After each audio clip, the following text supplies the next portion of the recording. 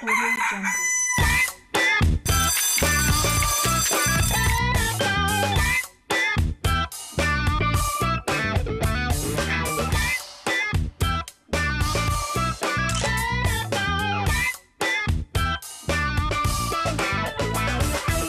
Bonjour à tous, mesdames et messieurs, merci d'être avec nous. C'est un grand plaisir de vous avoir. À quoi ça sert de commencer une semaine sans regarder Matin Bonheur, sans profiter des premières heures de la journée sur RTI1? À quoi ça sert? Dites-moi la vieille, à quoi ça sert? Bonjour Marco, ça ne sert à rien, absolument rien du tout. Bonjour téléspectateurs, aujourd'hui c'est lundi et vous le savez, tous les lundis on parlera économie et Yves Ouya sera avec nous. Avec lui on parlera des moyens de lutte contre la pauvreté. Mais avant, Gabriel Zani sera là avec Instant Vérité et son invité Karim Sanogo, vice-président de la Fédération nationale des acteurs du commerce.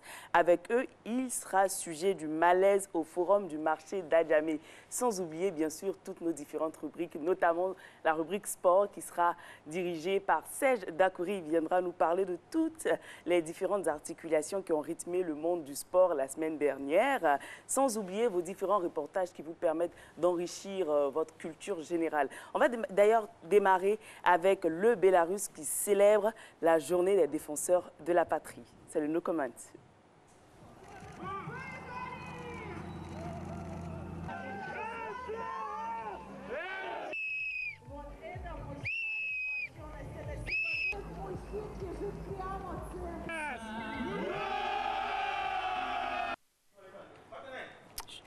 Retour sur le plateau, ça n'a pas duré, donc c'était juste un no comment. Tout le monde est là. Je rappelle que nous allons avoir notre consultant sport dans quelques instants qui va nous parler un peu de la défaite des éléphants en finale du tournoi UFOA. UFOA, c'est ça, hein? Et bon, au moins ils ont eu le courage et la dextérité d'aller jusqu'en finale. Et on va parler également de la victoire du Paris Saint-Germain sur Marseille hier et les interrogations sur la blessure de Neymar. Au-delà des informations qu'il nous donne, il y a quand même des petits scoops qu'on peut avoir avec Serge Dakouri. Aujourd'hui, nous sommes le 26 février 2018. Dans 2 jours, c'en est fini de février. Donc, on va passer en mars. Mars, c'est le mois des femmes avec des éléments, des reportages concoctés pour vous, pour magnifier et célébrer la femme. Mars, c'est le mois des femmes. Hein. Bien sûr, avec le fameux 8 mars. Et on a même un pagne à notre effigie. C'est vraiment une grâce. Hein. Vous avez eu le malheur d'être un homme. Voilà. Ah bon? Pour ceux qui c'est un malheur? Bah oui, ah bon? C'est une grâce d'être une femme. Mais c'est grâce à nous que vous êtes mère. Ne l'oubliez pas, mademoiselle Ndri. Ne l'oubliez pas du tout. C'est grâce à nous. Voilà, c'est une sorte de complémentarité. Et puis, c'est ça qui fait le plaisir. Merci d'être avec nous ce matin bonheur. C'est toujours un plaisir d'être en pleine forme et d'être en votre compagnie et surtout d'être à votre service. Parlant de forme, justement, la gym s'invite maintenant. C'est parti.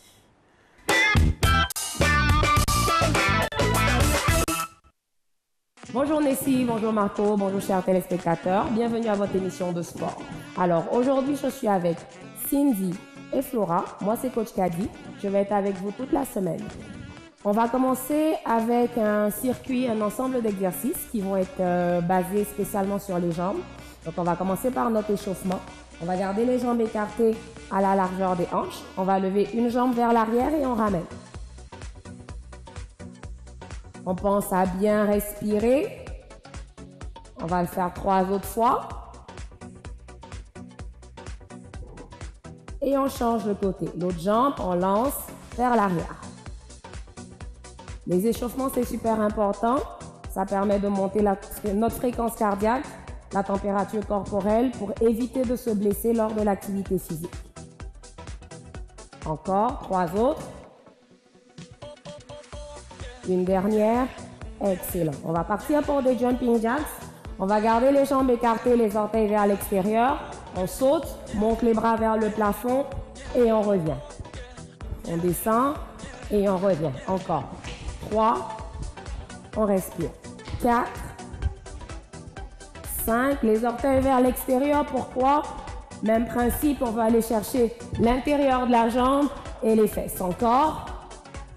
2 autres. Une dernière. Excellent. On marche tranquillement. On va monter les genoux dans la poitrine. Genou droit et gauche. On change. Encore. On en fait 2 autres de chaque côté. Une dernière. Excellent. Marchez, respirez. Parfait. Alors, on va commencer. Premier exercice, fente arrière, fente avant. Je vais me mettre de profil pour que vous puissiez voir. On va emmener une jambe vers l'avant, on descend. On garde la même jambe, on l'emmène vers l'arrière. Et on revient. On va faire ça 6 fois à droite, 6 fois à gauche. Quand vous êtes prêts, jambes écartées et on y va. 1. Et on revient. On change. Avant. On essaye de rester le plus droit possible, n'est-ce pas? Ce qu'on veut chercher, c'est d'emmener le genou arrière proche du sol. Encore. Il nous en reste 2. Arrière. Une dernière vers l'avant. Et arrière. Excellent. Alors, je tourne. On change de jambe et on y va. Avant. Arrière. Encore. On part pour 2. Arrière. Toujours la même jambe. On va vers l'avant et vers l'arrière. 3 dernières. C'est parti. On inspire, on souffle et on change. Encore une fois, on travaille les cuisses et les fesses. Une petite dernière. Vous êtes capable. On descend et on va vers l'arrière. Excellent. On respire tranquillement. Parfait. Prochain déplacement sur les côtés, tout doucement. Donc, on va droite, on squatte, on en fait 2 et on change de côté. On revient. Et c'est parti, mesdames, on y va. Squat, revient. Encore, on change. On pense à bien respirer encore une fois. Squat, on souffle. Descend, on repart. Et une dernière. Squat, revient. Toujours garder le poids sur les talons. Excellent. Et on respire. 3e exercice, on va emmener la jambe sur les côtés. Donc on garde le poids sur la jambe au sol. Une jambe, on lève et on ramène. Donc vous pouvez ramener la jambe au sol ou, pour ceux qui sont capables, garder la jambe dans les airs et repartir. Encore 3 autres. 2. Une petite dernière. Et on change de côté. On lève et on ramène. Super important de toujours garder vos abdos contractés. On veut éviter de pencher sur le côté. Donc, on lève et on ramène. Une dernière. Excellent. On marche, on respire. Merci d'avoir été avec nous. Petit circuit d'exercice à faire de préférence au moins 2 fois chaque exercice. Je vous remercie d'avoir été avec nous. J'espère que vous n'aurez pas trop mal à vos jambes pour le restant de votre journée. Et je vous dis à demain. Mais voilà, on espère que vous avez exécuté avec brio tous les exercices que vous a proposé notre coach, Karl. Et ben lui également, il est là. Hein. Avec lui, on parlera sport, on fera le tour. Aussi avec lui. Hein. Bah oui, des exercices. J'ai pas la chance de pouvoir exercer beaucoup de... Mais vous êtes dedans? Oui, avec brio comme la dame, vraiment. Pas de graisse, un corps bien, bien ferme. entretenu, ferme. Bon. Ah bon? Hein? Attention à vous, hein. Bon. Comme ça, Mais vous avez la possibilité de faire tout. Hein. Oui, effectivement. Mais vraiment, la dame, quand vous la voyez faire ses gestes, vraiment, ça donne envie de faire du sport tous les matins. Heureusement qu'il y a matin bonheur. C'est cela. Alors, au menu, donc, on aura la finale de la Coupe UFOA, Après. Dames, Super Coupe de la CAF, les championnats européens, handball, basketball. Mais nous commençons, mesdames et messieurs, par le rallye du Bandama. Clap de fin. We met up, c'est comme un registre, nous hostile. Pour yon album qui était les 1800 gars, qui pas même pas, c'est mon tapé, même c'est comme ça. Petite bande de bonne victoire, mais les lumières de tout fait noir. Les méchants des bons gars, fais ça, fais la union. Et l'union fait la force, chantez pour l'union.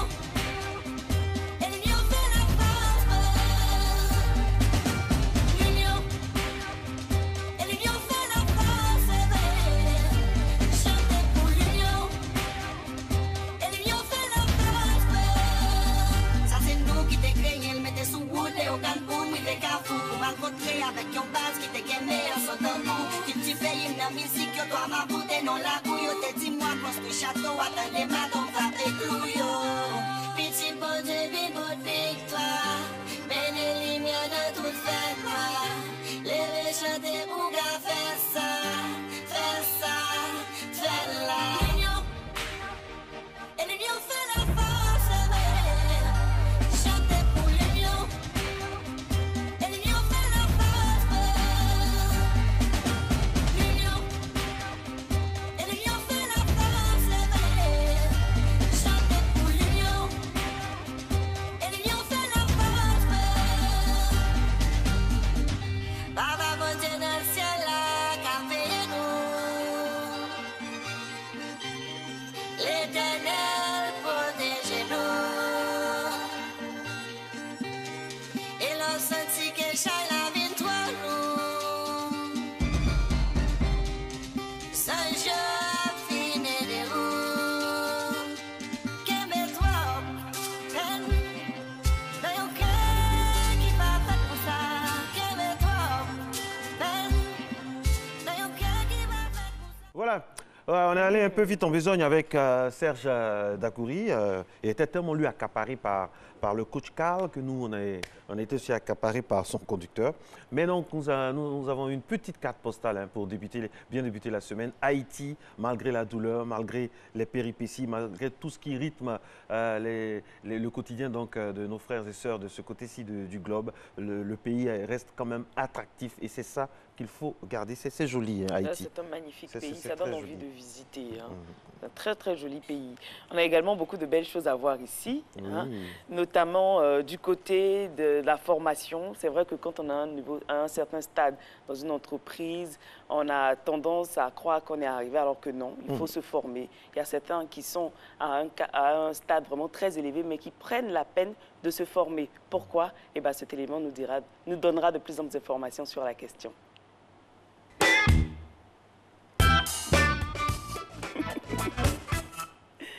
C'est plutôt le petit-déj. Alors, qu'est-ce qu'on mange? Waouh, c'est délicieux. Alors, on a du jus de fruits. On a un cocktail de fruits et de jus de fruits. C'est ça, non? C'est ça délicieux. Cocktail de galettes, Ouh pardon, là là. accompagné d'un cocktail de jus de fruits. C'est une affaire de cocktail. Hein. C'est une affaire de Il y cocktail. a On des voit une fruits, pomme. il y a des galettes, il y a un peu de tout.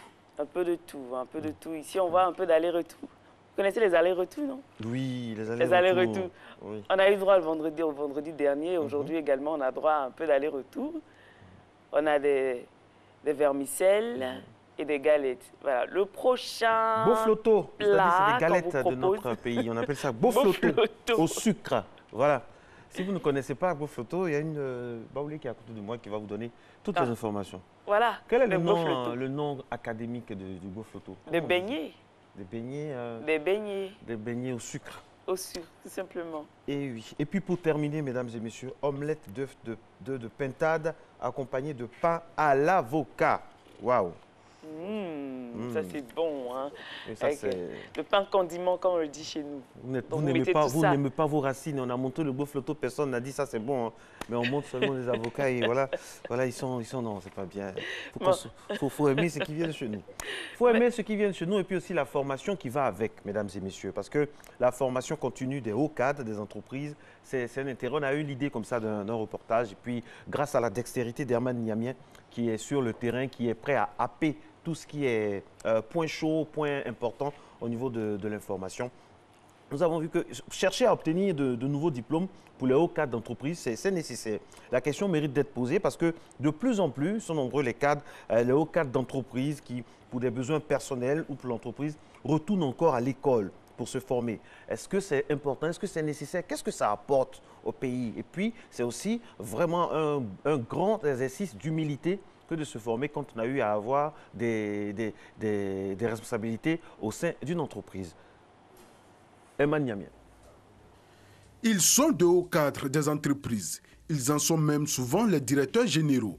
On peut donc dire que leurs objectifs ont été atteints. Pourtant, ces hauts cadres ne manquent pas d'occasion de chercher à obtenir de nouveaux diplômes professionnels. Mais quelles sont les motivations réelles d'un tel engagement?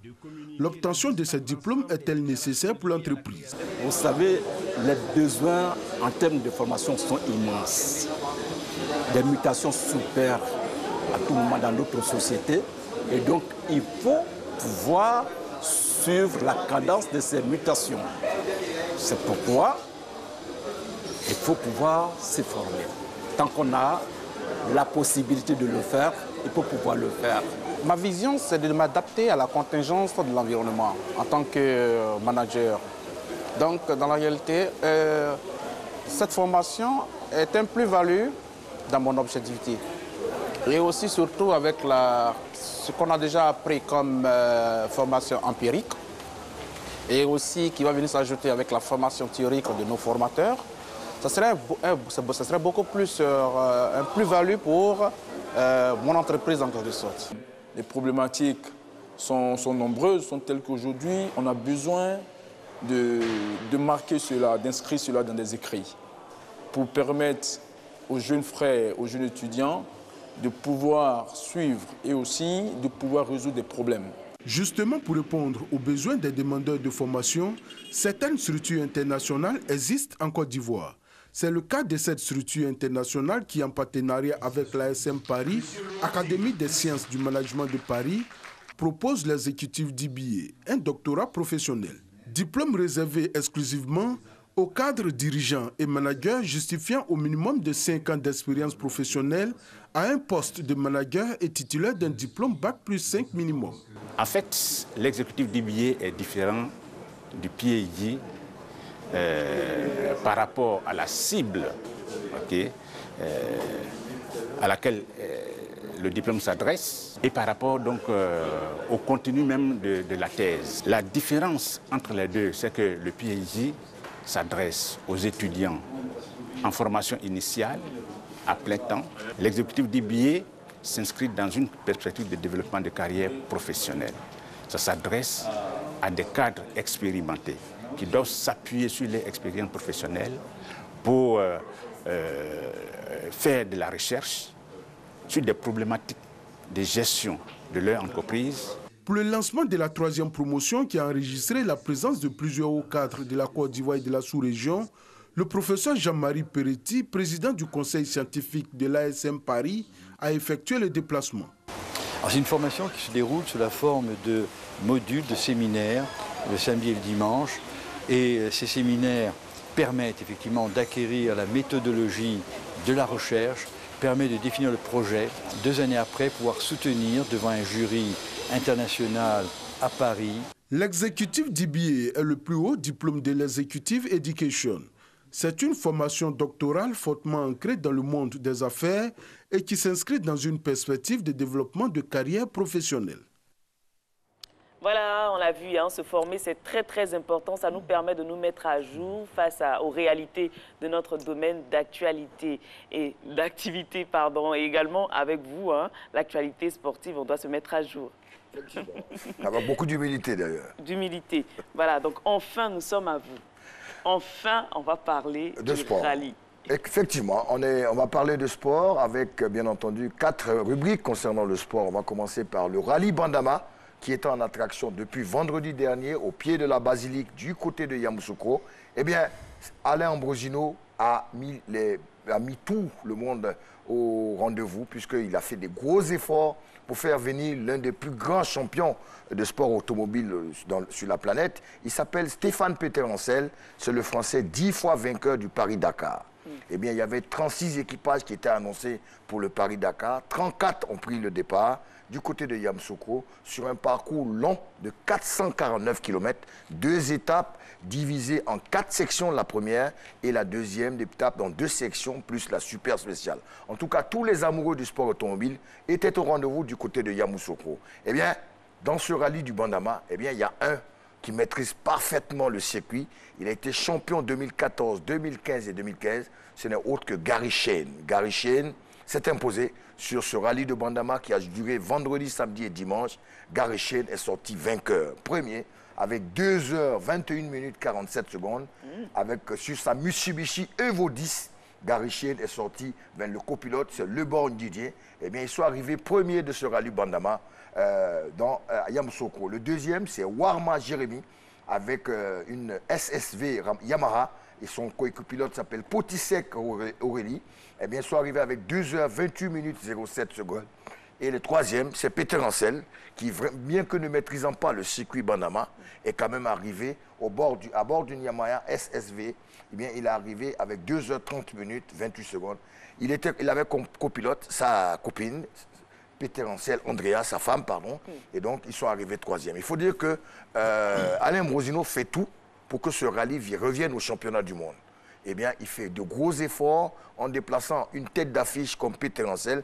Beaucoup de télévisions internationales étaient à Yamoussoukro. Et n'oublions pas que quand il y a une activité rallye, eh bien, il y a une activité économique autour. Parce qu'il y a les hôtels qui marchent, il y a des locations de voitures, il y a pas mal d'activités annexes autour du rallye. En tout cas, la fête a été belle, les pilotes se sont défoncés. Et donc, voilà le trio gagnant.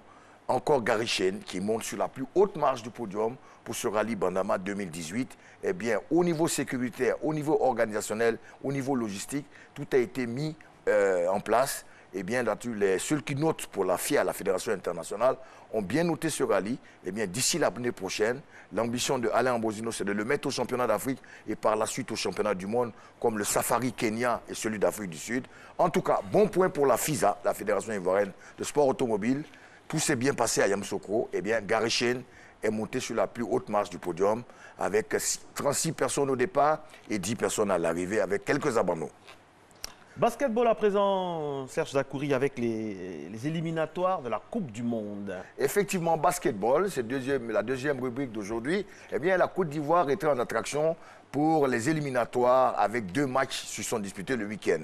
L'équipe nationale, les éléphants basketteurs, était opposée au Sénégal avec un nombre de professionnels. Eh bien, la Côte d'Ivoire a eu raison du Sénégal, 63-54. C'est une première victoire, mais par la suite, il y a eu un deuxième match contre la Centrafrique, éliminatoire. Eh bien, la Côte d'Ivoire a été battue 62-63 par cette belle équipe de Centrafrique. Mais il faut dire que nous sommes dans une poule de 4, eh bien, c'est les 2 premiers qui partent. Et donc, d'ici le week-end prochain, 2 autres matchs seront prévus pour nos éléphants. Et si d'aventure les résultats sont bons, eh bien, on aura la chance de pouvoir aller à cette Coupe du Monde de basket. Donc, c'est un peu l'activité dominante au niveau de la balle au panier pour ce week-end dernier. Les éléphants hommes étant en attraction, eh bien, 1 match, 2 matchs, 1 victoire et 1 défaite.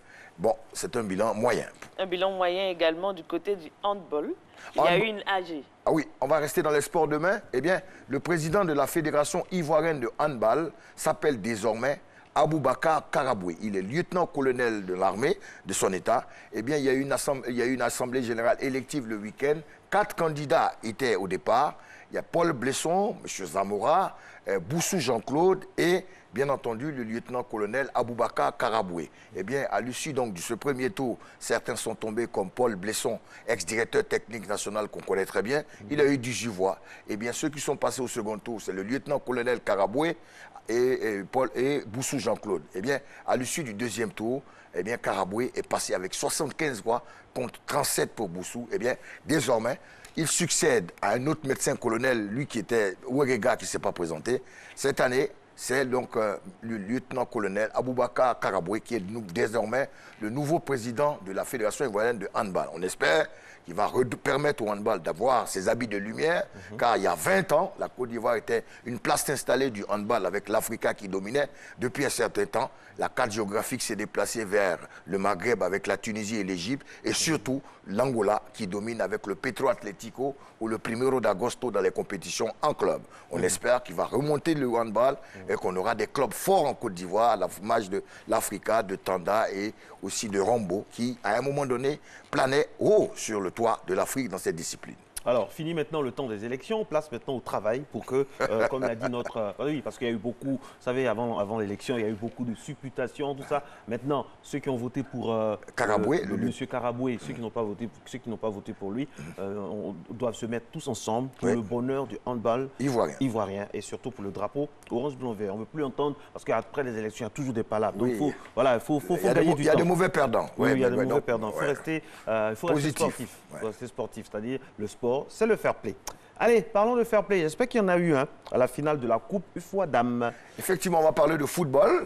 Effectivement, la Côte d'Ivoire était en finale de cette compétition dont nous sommes pays hôte depuis le 14 février, le jour de la Saint-Valentin. 10 jours de compétition, 8 pays africains. Eh bien, la finale dames, c'était samedi dernier au stade Robert Champoux entre les éléphants dames et les Black Starlets du Ghana. Eh bien, la Côte d'Ivoire, malheureusement, sur ces installations, s'est fait cueillir à froid par des Black Stars, les Black Starlets du Ghana. À la 2e minute, eh bien, sur un coup franc, eh bien, elle s'appelle Priscilla Okiere, elle marque le but pour le Ghana. Eh bien, la Côte d'Ivoire a couru après le but. Et Sonadej, Naï Estelle, elles ont tout fait, mais l'équipe du Ghana était très bien disposée, collectivement, tactiquement. Elles ont bien quadrillé le terrain, utilisé tous les espaces pour empêcher la Côte d'Ivoire de revenir à la parité. Malgré les supporters qui ont joué le rôle de 12e homme, une colonie ghanéenne venue de Trècheville, le quartier Apollo, était bien représentée. De l'autre côté de la tribune, eh bien, ils ont fait du bruit. Avec les crélots, les tam-tams, eh bien, les Ghanéens n'étaient pas seuls. Elles avaient des supporters, la Côte d'Ivoire était dominante, mais au bout du compte, ce sont donc les Black Starlets qui emportent cette première édition de la Coupe, la UFOA Dames. Il faut rappeler que les Ivoiriens n'étaient pas prévus parce que la préparation a été perturbée. Touré Clémentine a permis à cette équipe d'arriver jusqu'en finale. C'est une sacrée performance. Il ne faut pas tout blâmer. Nos éléphants ah oui, elles sont à féliciter. Moi, j'aimerais qu'on les applaudisse. Elles sont à féliciter. Voilà, on les attendait vraiment pas à ce niveau-là. Voilà, un bilan qui est bon. Elles ont fait mieux que certaines personnes au Chan. Elles ont fait. Soit dit en passant, suivez mon regard. Elles ont bien fait. Elles ont mieux fait que les hommes hommes pour l'instant. Vous continuez, vous ne voulez pas vous mouiller. D'accord. Vous ne voulez pas vous mouiller. Elles ont mieux fait que des gens au Chan.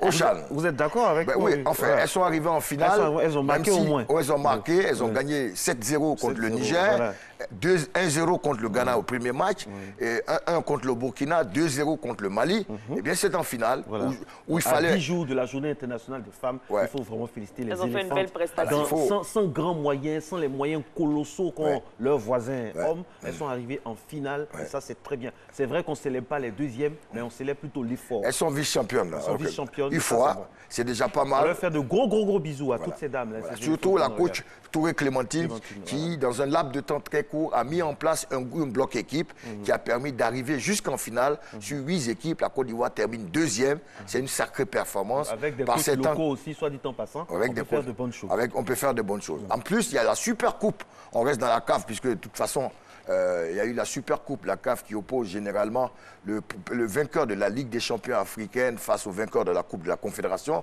Eh bien, c'était le Wydad Athletic Club de Casablanca qui recevait au stade Mohamed V l'équipe du TP Mazembe, les Corbeaux de Lumbashi.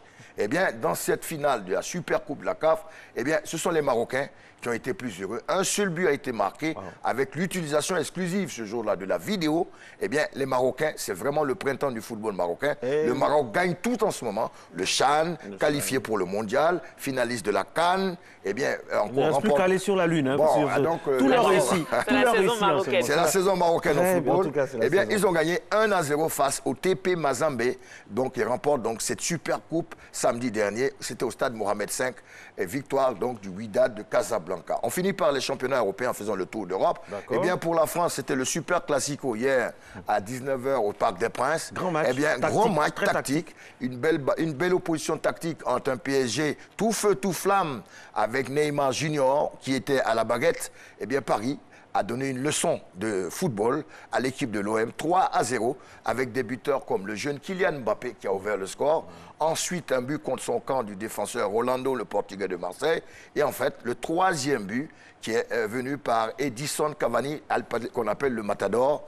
24e but dans le championnat français. En tout cas, Paris est passé et a déroulé à la maison. Pour le reste, il faut parler en Angleterre de la Cup, la League Cup. Eh bien, Manchester City s'est octroyé la League Cup face à Arsenal 3-0. En Liga espagnole, c'est toujours les mêmes qui continuent. Le Barça a été souverain 6-1.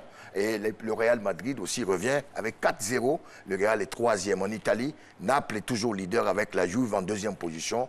Et en Allemagne, le Bayern de Munich à 20 points d'avance sur les autres. Wow. Le Bayern est au-dessus du lot. Et donc voilà un peu le tour d'Europe. Mais il y a aussi Manchester United. Manchester United qui est deuxième. Eric Bailly qui est rentré en seconde période. Ça, c'est la partie du championnat. Dans un duel entre deux entraîneurs qui se détestent farouchement. José Mourinho, aujourd'hui qui est chez les Reds de Manchester, face à Antonio Conte. Et dans ce duel, eh bien, ce sont les Reds à Old Trafford qui l'ont emporté. 2-1, même si l'ouverture a été faite par Chelsea, par William. Égalisation de Lukaku et deuxième but de Jocelyne Lingard qui permet donc aux Blues de garder leur deuxième place dans cette première ligue anglaise qui est très attractive. Voilà, pour le tour d'Europe. Une ligue anglaise très attractive et très belle, comme Nessinri, qui était avec des Miss ce week-end. Ah bon? Et oui, on l'a regardé avec beaucoup de plaisir. Allez, Nessie, qu'est-ce qu'on a pour la suite de cette émission? Alors, pour la suite de cette émission, on a l'actualité qui a rythmé le monde. Voilà, donc avec Hamza Diaby, il est avec nous. Mais avant, vous le savez, c'est la météo.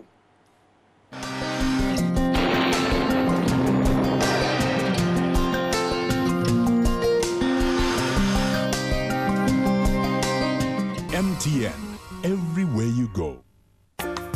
Madame, Messieurs, bonjour. Merci de nous suivre en ce lundi. Aujourd'hui, la matinée sera partiellement nuageuse sur le nord-ouest. L'ouest, le sud forestier et le littoral connaîtront un ciel nuageux voire dense avec parfois des pluies localisées. Le reste du pays sera simplement nuageux. Les températures au lever de ce jour, notons 25 pour Abidjan, 24 degrés à Adiaké, 23 pour Bandoukou, 24 degrés à Boaké, 25 pour Daloa et Dimbokro, 24 pour le Go, 23 pour le Poro, le Tompi affiche 22 degrés, 23 à Odiéné, la maximale de 26 relevée à San Pedro, 24 à Sassandra, 23 pour Tabou et 24 à Yamoussoukro. Cet après-midi, les vents secs se renforceront et atteindront les régions du sud. Le temps sera relativement sec et chaud dans les zones nord, ouest et centre. Dans les régions du sud forestier et du littoral, les résidus d'humidité favoriseront avec l'insolation des averses dans le sud-est et à l'est. On y va pour les températures de notre après-midi. 32 degrés pour deux villes, Abidjan et Adiaké, 33 degrés à Bandoukou, Boaké et Daloa, 34 à Dimbokro, 33 pour le Go, 35 degrés à Korogo, la minimale de 30 relevée à Man, 35 à Odiéné, 33 degrés pour San Pedro, 32 à Sassandra, 31 pour Tabou et 33 à Yamoussoukro. Le résumé du temps de ce lundi est fait. À tous et à chacun, excellent début de semaine.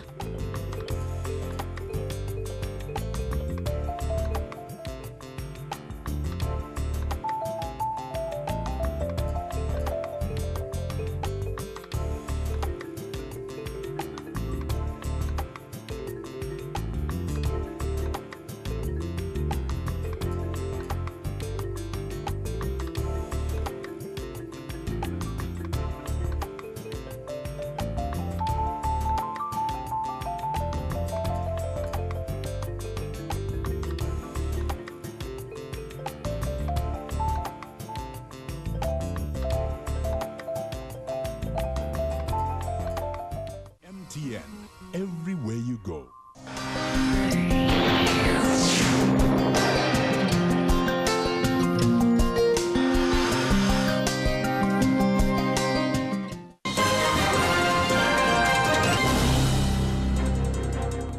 Bonjour mesdames et messieurs, bienvenue dans ce 6h30. Le Salon international de l'agriculture de Paris s'est ouvert samedi pour 10 jours. La Côte d'Ivoire, comme chaque année, y prend part le ministre Kobenan Kwasi Adjoumani, ministre donc des Ressources animales et halieutiques, qui conduit une délégation. À l'entame de ce rendez-vous d'échange, d'expériences et d'opportunités, le ministre Adjoumani a été distingué dans l'ordre du mérite agricole français. Le témoignage de Hugues Hervé Blé. La France agricole s'expose jusqu'au 4 mars à la porte de Versailles. Par moins de 650 000 visiteurs, 1 millier d'exposants et 32 000 professionnels se côtoient au parc des expositions de Paris, parmi eux les représentants de la Côte d'Ivoire qui font découvrir le potentiel agricole, animal et halieutique du pays. À la tête de la délégation ivoirienne, ce premier jour du salon, le ministre des Ressources animales et halieutiques. Objectif affiché de Kobenan Kwasi Adjoumani, assurer de nombreuses rencontres B2B, tisser de nouveaux contacts, consolider les précédents, finaliser les dossiers en cours. La Côte d'Ivoire ici ne manque pas de découvrir ou redécouvrir l'agriculture hexagonale dans ce qu'elle propose de mieux, toutes choses utiles au développement de ces secteurs halieutiques, animal et agricole. Avec plaisir, le ministre s'est rappelé au détour d'une visite de stand le fruit de la coopération avec la France. C'est une grande satisfaction. Là-bas, les animaux évoluent bien. Donc les résultats que nous obtenons sont identiques à ceux qui sont ici plus ou moins. Et donc ils se sont bien adaptés. Le plus gros problème en Côte d'Ivoire, contrairement à ce qu'on peut penser, c'est pas la chaleur, c'est les tiques. L'avantage de la Côte d'Ivoire, c'est que c'est un pays où il y a beaucoup d'herbes et beaucoup de végétation, ça pousse très bien. Il faut juste adapter par rapport au problème des parasites les animaux. On est en train de démontrer qu'on peut produire du lait en pays tropical. Depuis 2012, le ministre Akobena Kwasi Djoumani marque de sa présence les différentes éditions du Salon de l'agriculture, renforçant ainsi la coopération avec la France avec des résultats probants. C'est donc pour votre engagement depuis ces longues années en faveur de l'agriculture que par arrêté en date du 15 février 2018, je vous ai promu au grade de commandeur du mérite agricole.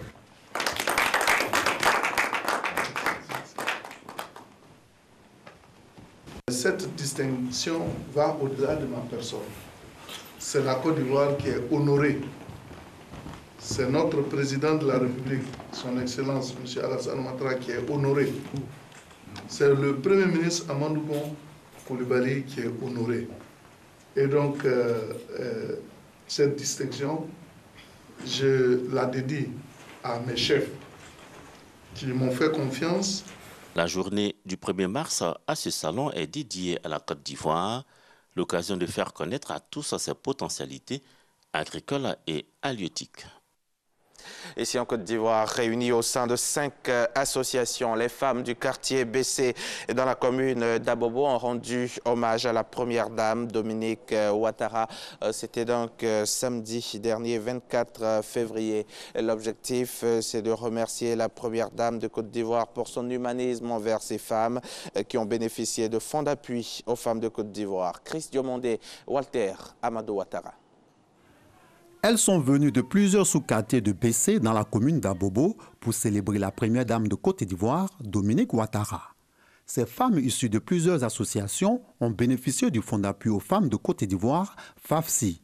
Un fonds créé par la première dame Dominique Ouattara, objectif aider les femmes à entreprendre et à exercer des activités génératrices de revenus. Cette célébration s'est faite dans une ambiance de gaieté.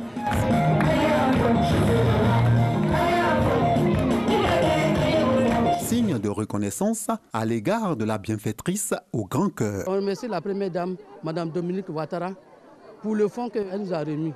Vraiment, nous sommes très contentes. Au début, je vendais dans une cuvette sur la tête. Maintenant, j'ai réussi à faire un conteneur où je vends des pains. Donc vraiment, je lui dis merci. Mon commerce de bois, là, ça marche beaucoup à cause des fonds de Mme Dominique Ouattara. Avec elle, nous avons vu que ce qu'elle a dit, l'acte a suivi la parole.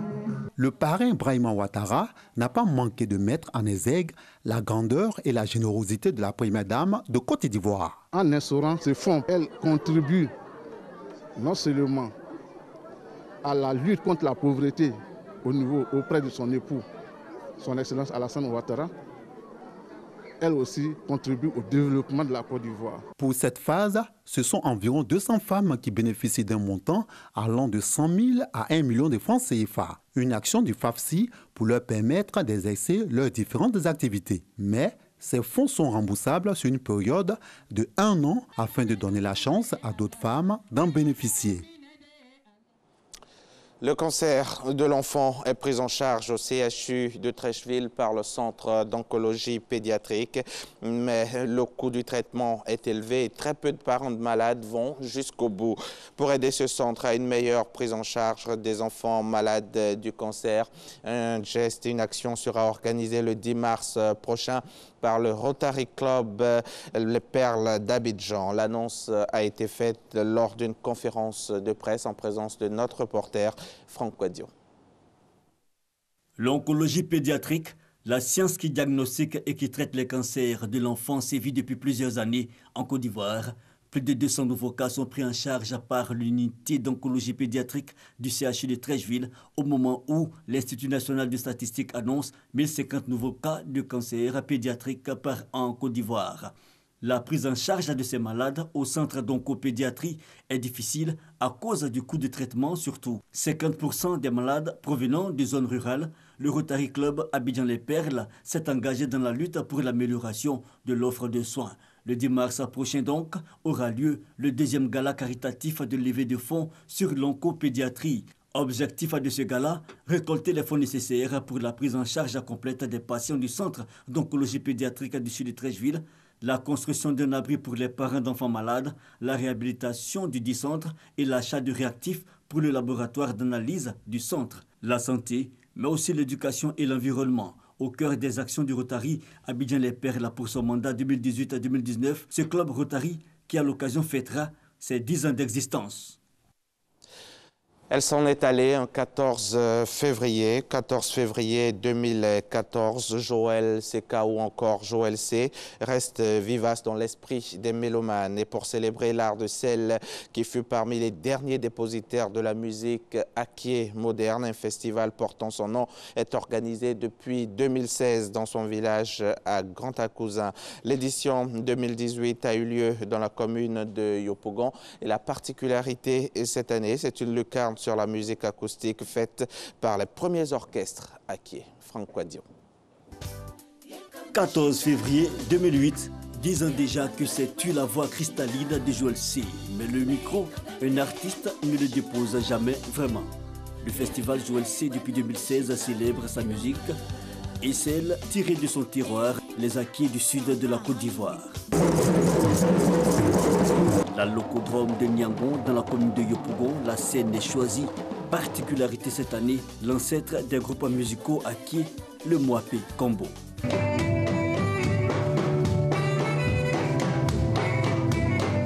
Elle a commencé dans les anciens orchestres. C'est pour ça que j'ai décidé, cette année, comme c'est les 10 ans, cette année j'ai décidé d'envoyer le premier orchestre aké qu'on appelle Mwapé Congo, qui a été créé depuis 1957. C'est pour dire que c'est une grande artiste. La musique aké, c'était les instruments, mais aussi savoir puiser dans ses propres sonorités traditionnelles pour mieux les moderniser. Cet hommage est un signe de reconnaissance selon ses proches. Ça fait 10 ans maintenant qu'elle est partie, mais elle est beaucoup aimée par la population, par ses fans, par tout le monde. Ça fait plaisir. C'est une fierté pour moi. Chaque année, on renouvelle quelque chose comme ça, c'est pour ne pas l'oublier.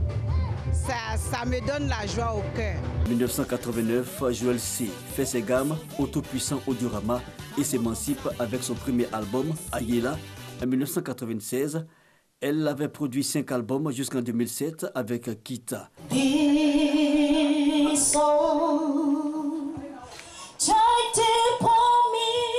Toujours interrogeant son temps, sa dernière préoccupation n'a hélas pas trouvé réponse.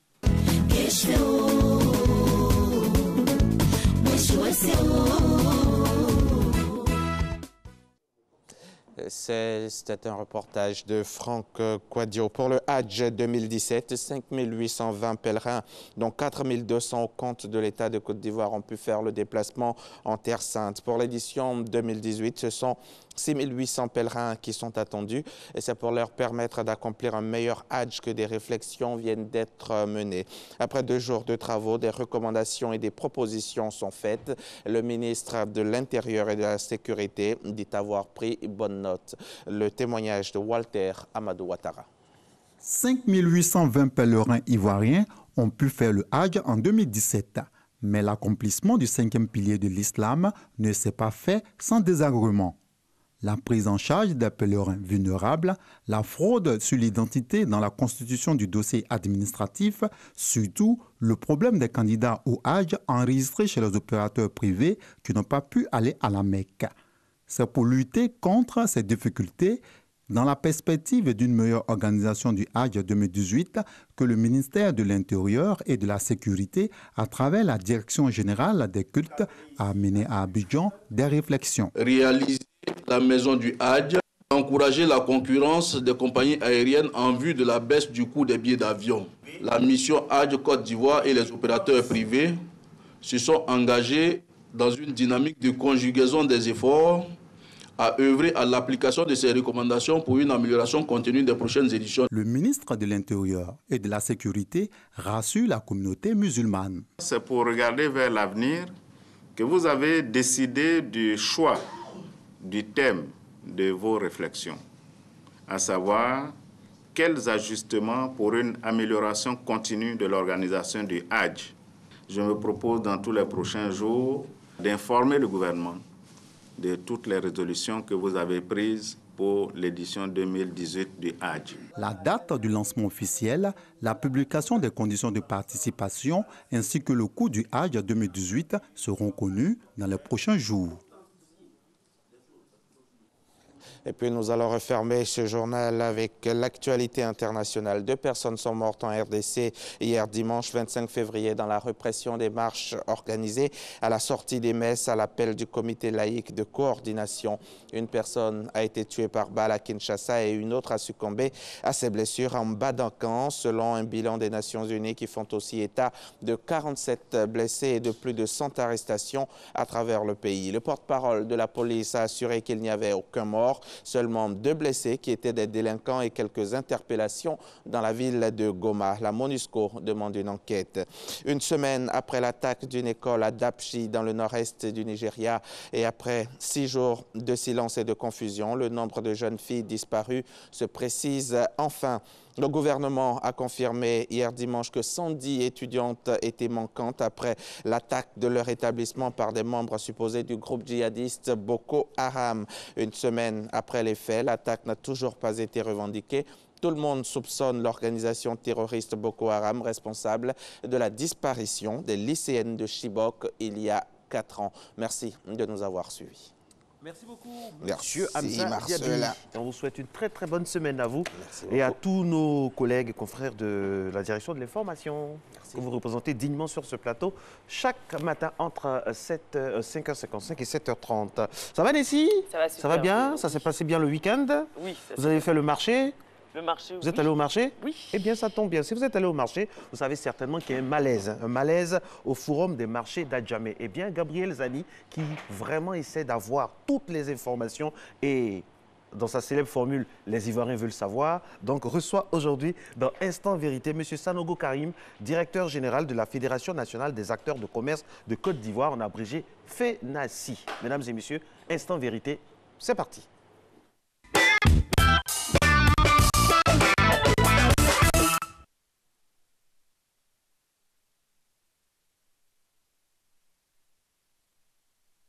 Seulement, je rappelle que c'est Christelle Akoussa qui réalise cette émission. Tout le monde donc est prêt maintenant pour aller dans le volet Instant Vérité avec Gabriel Zani. Je rappelle tout simplement que Matin Bonheur, à travers Gabriel Zani, reçoit ce matin M. Karim Sanogo, directeur général de la Fédération nationale des acteurs de commerce de Côte d'Ivoire, en abrégé FENACI.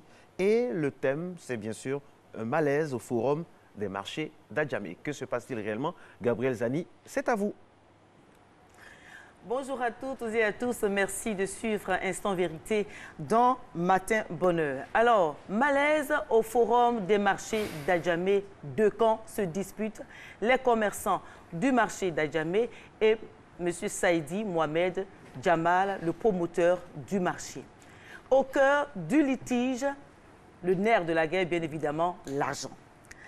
Tous les moyens sont mis en œuvre par le promoteur pour garder le marché, d'où des tentatives d'expulsion des commerçants. Ceux-ci résistent, de vives tensions à l'horizon. Mesdames et messieurs, comment en est-on arrivé là et que se passe-t-il exactement au plus grand marché du district d'Abidjan? La FENACI, la Fédération nationale des acteurs du commerce de Côte d'Ivoire, est montée au créneau. Mais la situation reste inchangée. Mesdames et messieurs, donc, pour répondre à ces questions, pour comprendre ce qui se passe exactement dans ce grand marché d'Adjamé, nous avons sur le plateau de Instant Vérité M. Karim Sanogo, le directeur général de la Fédération nationale des acteurs du commerce de Côte d'Ivoire, FENACI. Bonjour, messieurs. Bonjour, madame. Alors, M. Sanogo, à qui appartient le Forum des marchés d'Adjamé? À l'origine, le forum appartient à la mairie. puisque c'est la mairie qui est détentrice du sol. C'est la mairie, naturellement, qui passe un bail amphithéotique avec un promoteur. Et là, en l'espèce, c'est la SICG de M. Saïdi Mohamed qui a bénéficié du bail depuis pratiquement 1997. D'accord. Alors, qui est M. Saïdi Mohamed? Saïdi Mohamed est le PDG de la SICG, Société Ivoirienne de concepts de gestion, la société promotrice du Forum de marché. Alors, donc, si le marché lui appartient, pourquoi il n'y a pas là? Pourquoi les tensions? Mais attention, parce qu'il y a eu interprétation, une mauvaise interprétation, disons, des loyers depuis pratiquement 2002, puisqu'il faut dire que le forum est rentré, M. Saïdi est rentré en jouissance pratiquement depuis 2001. Et déjà en 2002, il y a eu des soucis d'interprétation, puisque des commerçants qui avaient à l'origine payé les parts de porte ont pensé qu'ils ne devaient plus payer des loyers, ce qui naturellement avait envoyé des soucis et ça a créé des problèmes. Ils se sont plusieurs retrouvés devant les tribunaux jusqu'à ce que les autorités s'en saisissent du dossier en 2002 pour qu'on a commencé à avoir une accalmie pratiquement à partir de 2003. Malheureusement, qui a commencé à refaire surface encore. Alors, et quelles sont les actions de médiation entreprises par la FENACI que vous dirigez pour essayer de concilier les deux parties? Bon, si la FENACI tente une médiation, il faudrait bien que les deux parties acceptent. Mais dans le cas précis, la FENACI a vainement approché M. Saïdi, qui n'a pas daigné répondre favorablement à l'appel de la FENACI. La FENACI a juste proposé, si vous voulez, son expertise qu'elle a eu à développer déjà pour le même compte de M. Saïdi au niveau du marché du black market, puisqu'il faut dire que le marché du black market aussi a été conçu aussi par Saïdi Mohamed. Et les mêmes soucis ont failli ressurgir lorsque la FENACI a prêté ses bons offices. Et je pense que là-bas, les choses sont passées correctement. Alors, ce que nous voulons savoir, c'est que est-ce que la FENACI a fait asseoir autour d'une même table M. Saïdi Mohamed Jamal et les commerçants du marché? C'est ce que je vous ai dit tout à l'heure, madame. J'ai dit, pour qu'une médiation soit acceptée, une médiation se fasse, il faudrait qu'elle soit acceptée par les deux parties. Mais c'est vrai que les commerçants nous ont approchés. Et nous avons même écrit à M. Saïdi Mohamed qui n'a pas daigné répondre favorablement. Puisqu'on a écrit un courrier à M. Saïdi pour proposer notre médiation.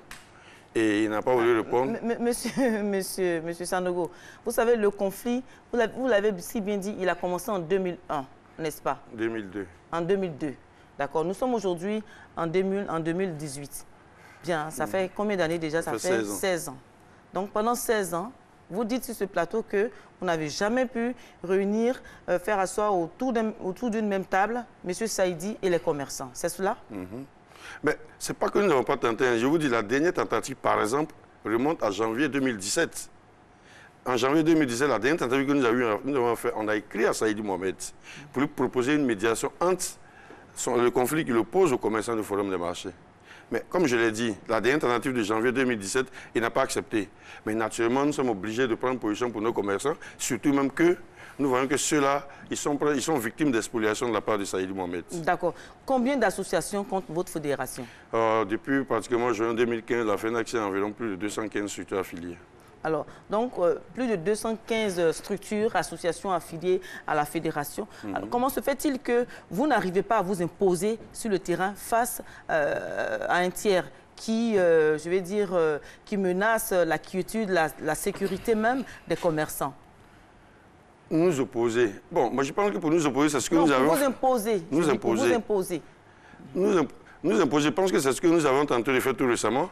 Puisque lorsqu'on a vu que Saïdi, depuis pratiquement la fin de l'année dernière, jusqu'en début janvier, il continuait, si tu veux, d'exproprier les commerçants, nous sommes obligés de monter au créneau. Nous sommes montés au créneau, on est obligés d'interpeller les autorités. Puisque... Non. Vous êtes monté au créneau et vous êtes obligés d'interpeller les autorités. Pourquoi? Mais pour que au moins une solution soit trouvée, puisqu'on a constaté que Saïdi est en train de spolier les commerçants de leurs magasins.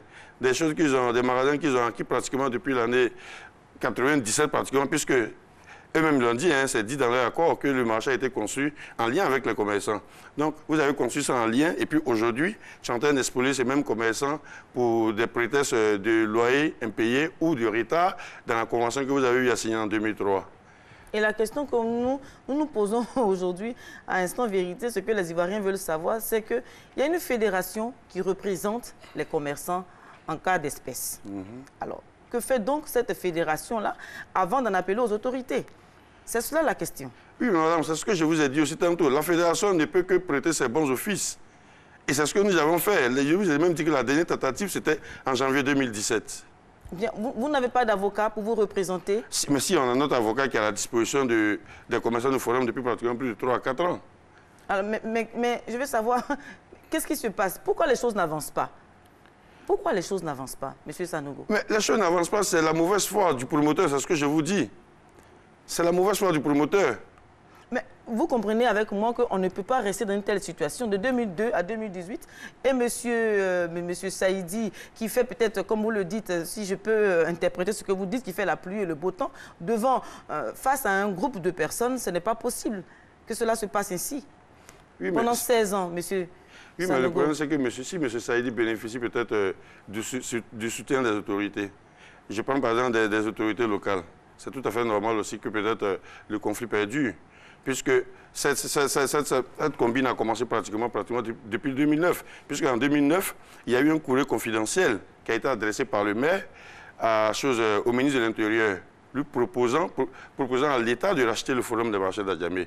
Et la somme qui était proposée, c'est pratiquement 13 milliards, alors qu'à l'origine, de 1997 à 2001, les commerçants ont bel et bien payé et les parts de porte et les places qui existent au forum de marché. Donc on ne sait même pas l'origine de ces 13 milliards qui sont réclamés par le promoteur. Mais comment ça? En fait, expliquez-nous. Le problème, c'est que ici même, vous n'arrivez pas à nous expliquer exactement pourquoi on n'arrive pas à arrêter la situation. Pourquoi on n'arrive pas à résoudre cette question? Parce que définitivement, M. Sanogo, on ne peut pas rester dans cette situation de crise entre les commerçants d'une part et M. Saïdi d'autre part. Ce n'est pas possible. Mais quand vous dites qu'on n'arrive pas à régler, moi je ne comprends pas. Je vous ai dit que c'est un conflit qui a commencé pratiquement en 2002. Et en 2003, il y a eu, si tu veux, un rapprochement entre les différentes parties. Et naturellement, il y a eu une convention qui a été signée entre le 1er avril 2003. Donc la chose se passait très bien jusqu'à ce que M. Saïdi a estimé que les commerçants ont été en retard dans le paiement. D'où la dénonciation qu'il a eu à introduire pour la convention qu'il lui a signée avec les commerçants pratiquement en 2007 et 2008. Et après cette signature, il est en train de remettre en cause, si tu veux, ce que lui-même a signé. Donc, nous avons interpellé plusieurs fois les autorités et même les commerçants. Il y a presque pas d'autorité où les commerçants ne sont pas allés poser le problème. Aujourd'hui, on l'a fait pendant même pratiquement devant la Cour suprême. Alors, donc, si... À votre avis, qu'est-ce qui coince dans cette affaire? C'est la mauvaise foi du promoteur, c'est ce que je vous dis, madame. La mauvaise foi de M. Saïdi, oui, n'est-ce pas? Oui. Mais est-ce que les promoteurs doivent encore de l'argent à M. Saïdi? Non. Enfin, les commerçants, pardon. Est-ce qu'ils doivent encore de l'argent à M. Saïdi? Vous voyez, si je m'appuie sur une expertise qui a été faite en 2012, en avant-dit droit, sur injonction du tribunal, les commerçants doivent peut-être de l'argent à Saïdi, mais ce n'est pas le montant que lui, Saïdi, veut réclamer à l'État de Côte d'Ivoire. Puisque lui, Saïdi, veut réclamer pratiquement 13 milliards à l'État de Côte d'Ivoire, alors que l'expertise de l'avant-dit droit a montré que sur 2 milliards 214 millions, les commerçants ont pratiquement payé 1 milliard 769 millions. Donc regardez un peu le gap. Il y a peut-être un gap de moins de 300 à 400 millions.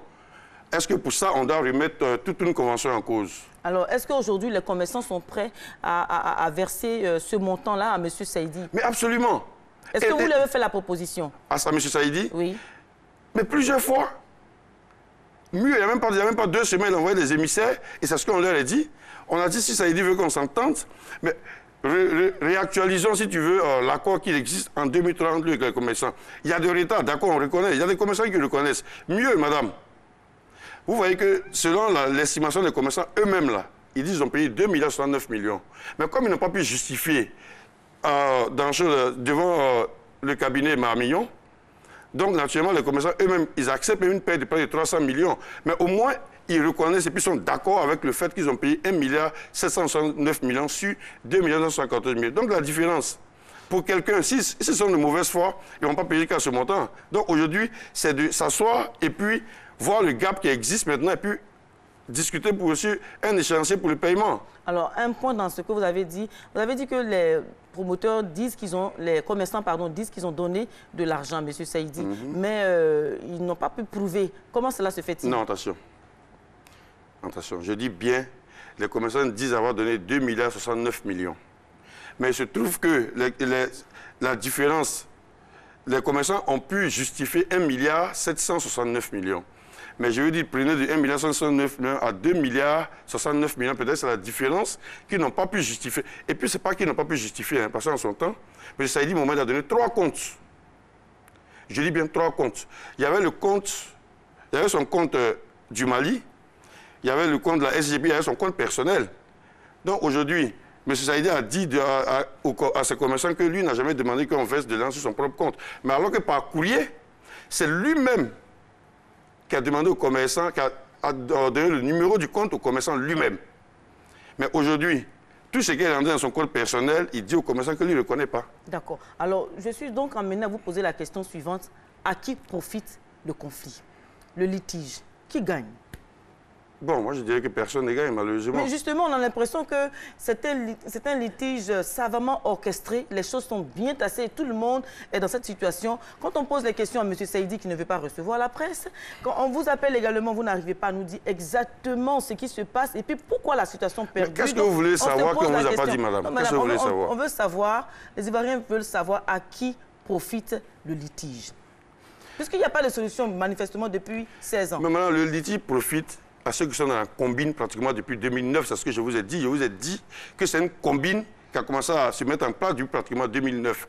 Par courrier confidentiel, la mairie d'Adjamé a adressé un courrier au ministre de l'Intérieur proposant à l'État de racheter le forum des marchés à 13 milliards.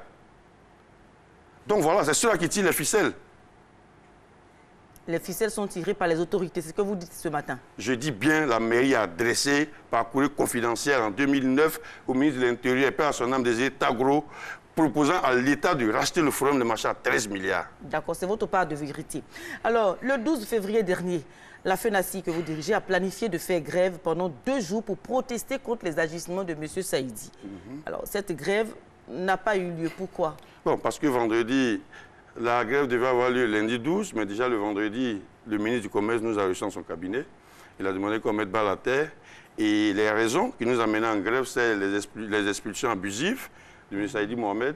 Donc le ministre nous a rassurés qu'il va rencontrer M. Saïdi pour qu'il mette un thème aux expulsions et que des démarches soient faites pour que les commerçants et M. Saïdi se rasseyent. Donc le ministre a proposé de mettre sur pied un comité bipartite qui va plancher à nouveau, surtout, je dis bien à nouveau parce qu'il y a eu plusieurs rencontres à ce niveau pour plancher à nouveau sur le problème du forum de marché d'Adjamé. D'accord. Alors, pensez-vous que cette grève était la meilleure solution dans le cas d'espèce?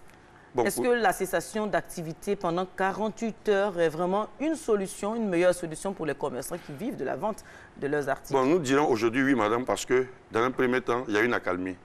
Au moins, les expulsions abusives sont arrêtées. Donc, ça veut dire que la grève a permis déjà de stopper dans ces expulsions-là le temps qu'on s'asseye avec le gouvernement et le promoteur pour essayer de trouver une solution.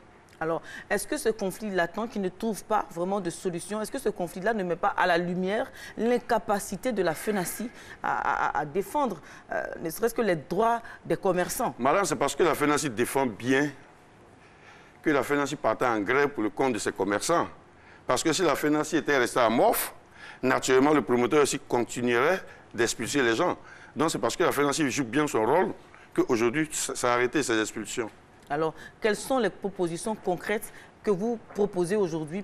Enfin, quelles sont les solutions concrètes que vous proposez? Parce que vous faites appel au gouvernement. Qu'est-ce que vous attendez du gouvernement de Côte d'Ivoire? Bon, simplement qu'on réactualise la convention du 1er avril 2003 entre M. Saïdi et les commerçants. C'est-à-dire remettre au jour la convention. C'est vrai que les commerçants sont en retard. Mais au moins, c'est de réactualiser et puis permettre aux commerçants qui doivent encore M. Saïdi Mohamed de payer la différence de l'argent. D'accord. Alors donc, M. Sanogo, nous sommes avec M. Sanogo, M. Karim Sanogo, il est le directeur général de la FENACI, la Fédération nationale des acteurs du commerce de Côte d'Ivoire. Et nous allons aller maintenant pour la pub et nous revenons dans Instant Vérité.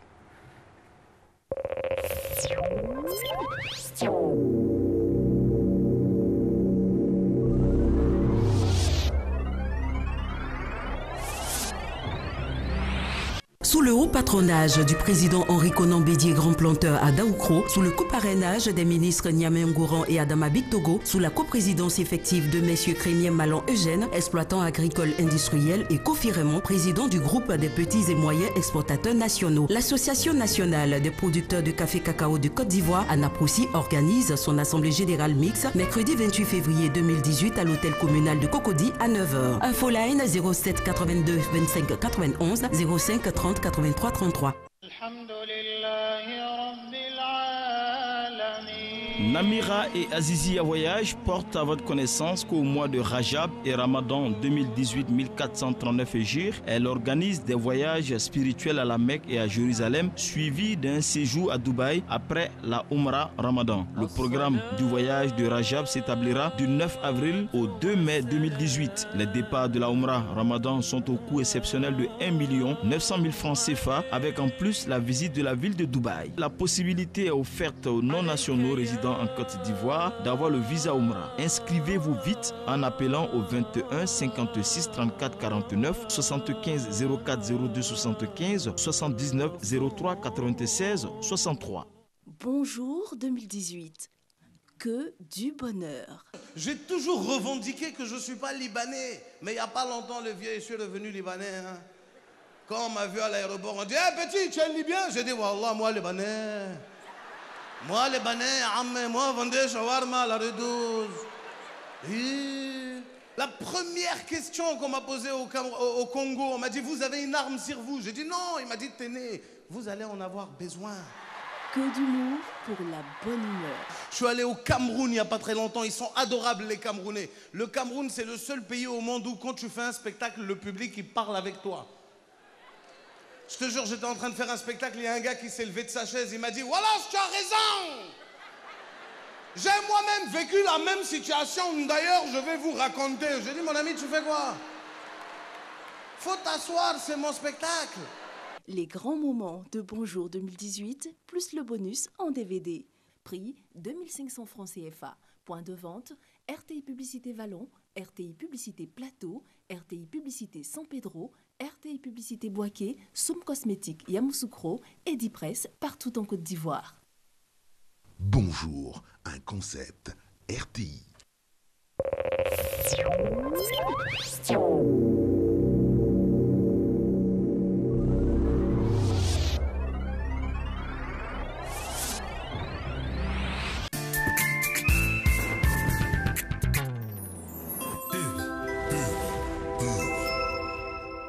Ma soeur, où vas-tu si pressée? Mon mari a découvert une nouvelle pâte tomate là. Il en parle tout le temps. Ma chérie, c'est Alissa tomate. Alissa? Ah! Le double concentré de tomates Alissa, fait à base des meilleures tomates naturelles sélectionnées pour leur goût et leur qualité. La tomate Alissa se conserve très bien et ne noircit pas. On voit l'équipe qui va évoluer en 4-4-2. C'est de ça que je te parlais. Alissa, le goût parfait. Être en famille, c'est bien. Mais avec les pâtes maman, c'est encore mieux. Parce que chaque repas est un moment plein de bonne humeur. Et maintenant, découvrez les spaghettis complets. Les nouvelles pâtes maman à base de blé complet, encore plus nutritifs et enrichis en fibres naturelles. Maman, c'est toi qu'on préfère.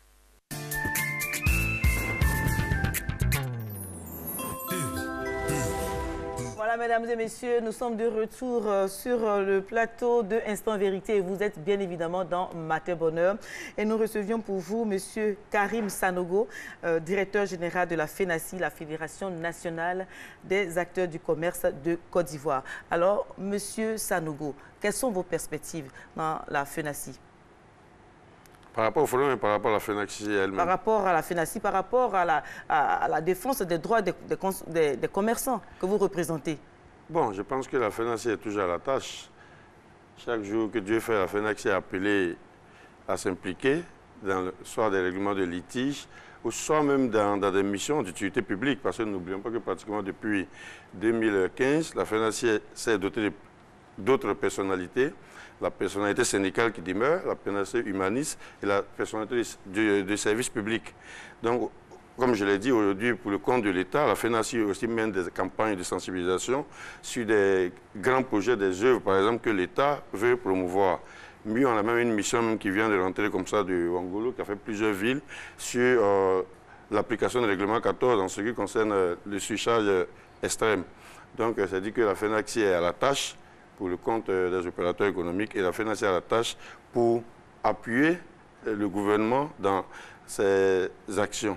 D'accord. Alors, depuis que la FENACI existe, depuis 1987, combien de cas de litige entre les commerçants et un tiers que vous avez eu à résoudre ou bien à intervenir? Madame, il y a plusieurs. Parce que n'oubliez pas que la FENACI n'est pas focalisée qu'à Abidjan. La FENACI, c'est 137 représentations quand même à travers toute la Côte d'Ivoire. Donc, vous voyez que pratiquement, et puis les mots qui mènent le milieu du commerce, vous voyez que chaque jour, il y en a. Donc, ça, sur ce plateau, on ne pourra pas énumérer autant de fois la FENACI est intervenue dans le règlement des litiges. Mais on pourrait même donner un chiffre quand même. Puisque vous avez le nombre des associations qui sont dans la FENACI. Oui, mais même si... Donc, aujourd'hui, j'ai dit qu'il y a environ 215 structures affiliées pratiquement depuis 2015, mais ça ne veut pas dire que la FENACI a réglé 215 conflits en même temps. Voilà. Non, mais au moins vous pouvez savoir les litiges les plus importants. Alors donc, merci donc au monsieur Karim Sanogo, merci d'être venu à Instant Vérité nous donner toutes ces explications sur le litige du Forum des marchés d'Adjamé. C'est la fin donc de Instant Vérité. Restez avec nous car Matin Bonheur continue avec Nessie et Marco. Voilà. Retour sur le plateau de Matin Bonheur, enfin sur l'autre plateau parce que c'est un plateau éclaté avec Nessie et merci beaucoup à Gabriel Zani et à son invité. Merci beaucoup. Il est 7h07.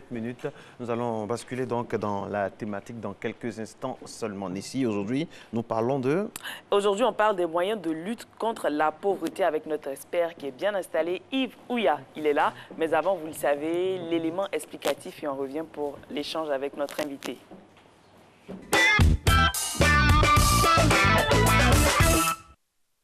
Débourser 10 000 francs CFA pour sa contribution à la tontine. Le geste est le même chaque matin pour Barakissa. Coiffeuse de profession et occasionnellement fille de ménage, la jeune dame ne compte pas s'arrêter là. Elle aspire à un lendemain meilleur. Depuis un peu plus d'1 an, elle fréquente l'association tontinière Sagesse et a déjà eu la chance de bénéficier du gain mensuel de la tontine. Ça me permet de renforcer mon commerce, d'acheter un peu les mèches pour vendre, de subvenir à mes besoins. Bientôt, je compte agrandir mon magasin par la grâce de Dieu, si Dieu le permet. À l'image de Barakissa, plusieurs autres femmes du district d'Abidjan doivent en partie leur épanouissement à la tontine. Agrandissement de commerce, concrétisation de projets, plusieurs initiatives réalisées. Grâce à la tontine, j'ai pu avoir une somme de 300 000 pour l'agrandissement de mon commerce. Avant, j'étais dans un petit magasin. Maintenant, j'ai pris grand magasin. À la grâce de Dieu, ça marche. Il y a 3 congélateurs. J'ai fait un peu de tout. La tontine, une association collective d'épargne qui réunit le plus souvent des groupes d'amis, voisins ou collègues. Les participants s'engagent à verser une somme prédéterminée à une fréquence donnée. Ici, la seule garantie, la confiance. Chaque jour, on fait 10 000, 10 000 pour donner à une personne parmi nous. Bon, nous, on fait tirage. Mais dans les cas contraires, ça trouve qu'il y a une qui a des problèmes, on préfère donner à cette dernière-là. Être actrice et non spectatrice de la Côte d'Ivoire émergente, c'est ce à quoi aspirent ces femmes battantes. Retour sur le plateau, le débat a déjà commencé ici. Vous savez, quand il y a la thématique, voilà, on va parler bien sûr de moyens de lutte contre la pauvreté. Vous savez que chaque lundi, au niveau de la rédaction en chef, c'est bien sûr l'économie que nous prenons en compte pour lancer les activités de la semaine. Nous avons un invité, M. Yves Ouya. Il est expert financier, donc les moyens de lutte contre la pauvreté. D'abord, c'est quoi l'indice de pauvreté? C'est quoi la pauvreté? On entend ça très souvent sur toutes les chaînes d'infos en continu, tout ça. Indice de pauvreté, seuil de pauvreté. De quoi s'agit-il exactement? À vous l'expert. Merci. Bon, je dirais que l'indice de pauvreté, par exemple en Côte d'Ivoire, d'un point de vue chiffre, il est de 737 francs par jour. 737 francs par jour. Ça veut dire quoi? Ça veut dire qu'on estime qu'en deçà de 737 francs, on est pauvre en Côte d'Ivoire. Celui qui n'a pas pu avoir 737 francs en Côte d'Ivoire par est jour, considéré comme pauvre. Ce qui est très discutable, hein, parce que j'ai moi-même essayé de voir qu'est-ce qu'on peut manger avec 737 francs. J'ai trouvé que c'était extrêmement compliqué. Et il est reconnu effectivement que quand on parle de pauvreté, c'est-à-dire qu'on parle de personnes qui n'arrivent pas à vivre habituellement, c'est-à-dire il est dit que les personnes n'arrivent pas à vivre avec 1 euro ou $1 par jour. Et il faut reconnaître que cette pauvreté-là se répand de plus en plus. Parce que $1 par jour ou 1 euro par jour, 737 francs, ça veut dire que vous prenez en compte tout ce qui est transport, vous prenez en compte tout ce qui est nourriture. Et quand on met ça ensemble, ça devient extrêmement compliqué pour tout citoyen de pouvoir vivre convenablement. Mais les 737 francs dépendent de la région. Les 737 francs sont arrêtés, c'est une moyenne. C'est une moyenne. Parce qu'il est bien entendu qu'il y a des variabilités qui s'installent par région. C'est-à-dire que quelqu'un peut vivre convenablement avec 737 francs dans un village, mais à Abidjan, c'est impossible. Voilà. Alors, quels sont les chiffres concrètement de la pauvreté en Côte d'Ivoire? Notre rang au niveau donc, des pays pauvres et puis le pourcentage de pauvreté. Quel est, nous sommes combien? 25 millions d'habitants. Quelle est la portion d'Ivoiriens pauvres qu'on peut considérer comme pauvres? Officiellement, les Ivoiriens considérés comme pauvres sont autour de 46%. Officiellement. Officieusement, on dira que c'est beaucoup plus. Officiellement, nous sommes, je l'ai dit la dernière fois, nous sommes 169e pays pauvre sur 187. Donc, il y a des raisons de considérer effectivement que... nous étions 163e en 2000. Oui, nous étions 163e en 2000. Donc, il apparaît clairement que la pauvreté est de plus en plus importante dans le pays. Mais comme je l'ai dit la dernière fois, ce n'est pas parce que ce pays est pauvre que la pauvreté se répand. Et je pense que quand nous allons parler des solutions locales, nous verrons effectivement que ce pays n'est pas si pauvre que ça. Effectivement, pour vous, il y a plusieurs moyens de lutte contre la pauvreté, oui. Notamment des moyens locaux. Oui. C'est-à-dire que quand on parle de moyens locaux, les moyens de lutte contre la pauvreté, la dernière fois, nous avons parlé de la microfinance. Mais il faut noter que dans ce pays, il existe aussi des moyens qui sont inventés par la population pour pouvoir s'en sortir. Et on a eu l'exemple de la tontine. Il y a d'autres moyens qui existent. Par exemple, ici en Côte d'Ivoire, beaucoup d'Ivoiriens découvriront qu'il y a un moyen qu'on appelle le signé-signé. Le signé-signé. Signé-signé. Voilà. Qu'est-ce que c'est? Le signé-signé, c'est une banque informelle. C'est-à-dire qui est tenue par un individu qui vient dans un marché et qui procède à on va dire, des activités de banquier. C'est-à-dire qu'il peut faire des prêts on va dire, très faibles, qui varient entre 500 et 30 000 francs CFA. Il peut effectivement permettre à des personnes d'épargner. C'est-à-dire que chaque jour, il vient, une personne lui donne 500 francs à 30 000 francs à garder. Et à la fin du mois, il rend ce qu'il a pu constituer à cette personne-là en conservant un jour de cotisation pour lui, en tant que commission. Donc, ce sont des pratiques qui existent sur le terrain pour compenser l'absence de financement, l'absence de, je dirais, de présence des banquiers ou du système financier formel. Voilà. La tontine, par exemple, est ancrée dans nos traditions, hein, qu'on soit vivant en Afrique ou à l'extérieur. La tontine, est-ce que ce n'est pas un moyen, ce n'est pas une porte de sortie? Il faut déjà préciser que, en tant qu'Africain, il est important de préciser quelque chose. Parce que souvent, dans les présentations qu'on fait, et ce n'est pas à tort, la tontine est présentée originellement comme inventée en Europe. Mais l'Afrique a pris l'habitude d'avoir des actions solidaires. Dans le passé, si beaucoup s'en souviennent, quand il n'y avait pas effectivement on va dire, dans des zones où il n'y avait pas d'esclaves, où il n'y avait pas, comme aujourd'hui, des salariés, avant la colonisation, les Africains se réunissaient pour mettre en commun les moyens, pour travailler sur une parcelle donnée pour un individu. Et cet individu-là se devait à son tour, de se mettre avec ce groupe-là pour travailler sur notre parcelle. Donc, c'est le principe de chacun à son tour, solidairement. Et la tontine telle qu'elle est pratiquée en Afrique est la suite.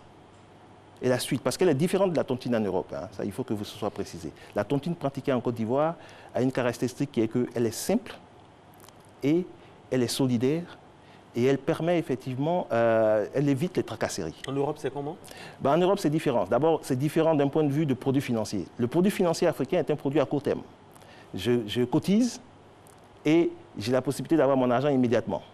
Et souvent, ça n'excède pas, je dirais, on va dire, ça peut même pas arriver jusqu'à, ça n'excède même pas un an, un an, voilà, souvent. Et alors tour à tour, chacun prend. Alors qu'en Europe, la tontine qui est instaurée en Europe, c'est un produit à long terme. C'est-à-dire que vous cotisez pour récupérer votre argent sur 10 ans ou 20 ans. C'est différent. Ce n'est pas la même chose. Ça se fait ici aussi, mais dans les banques. Oui, mais ce n'est pas une tontine. Voilà, parce que l'un des principes de la tontine, c'est que, par exemple, les héritiers, je parle de la tontine moderne qui est pratiquée en Europe, et les héritiers ne bénéficient pas de vos cotisations si vous mourrez. Voilà. Et cet élément a fait que, même en Europe, il y a eu des situations où ils ont été obligés de supprimer, d'interdire cette tontine-là parce qu'on était arrivé à des dérives où même il y avait des meurtres.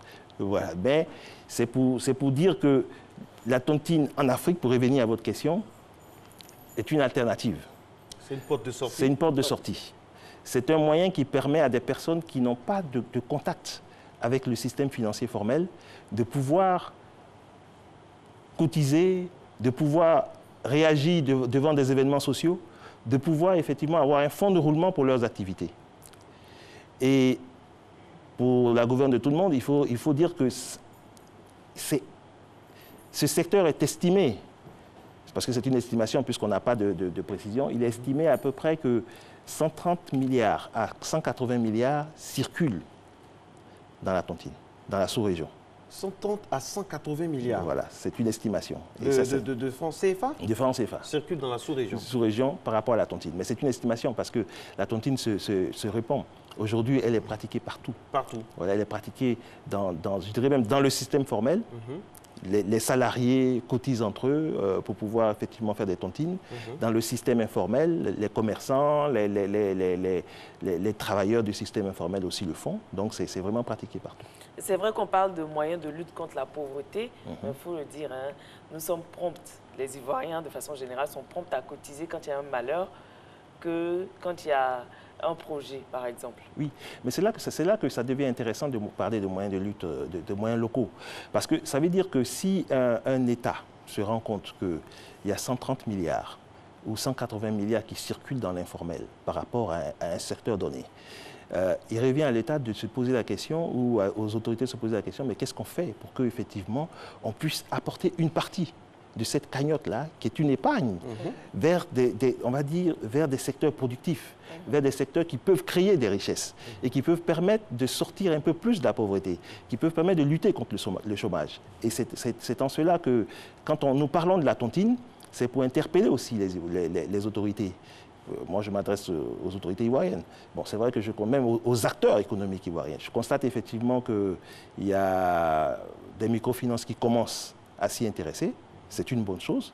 Maintenant, ce qu'on peut dire, c'est que c'est intéressant à la tontine. Il ne faut pas commettre l'erreur de compliquer ce qui est simple.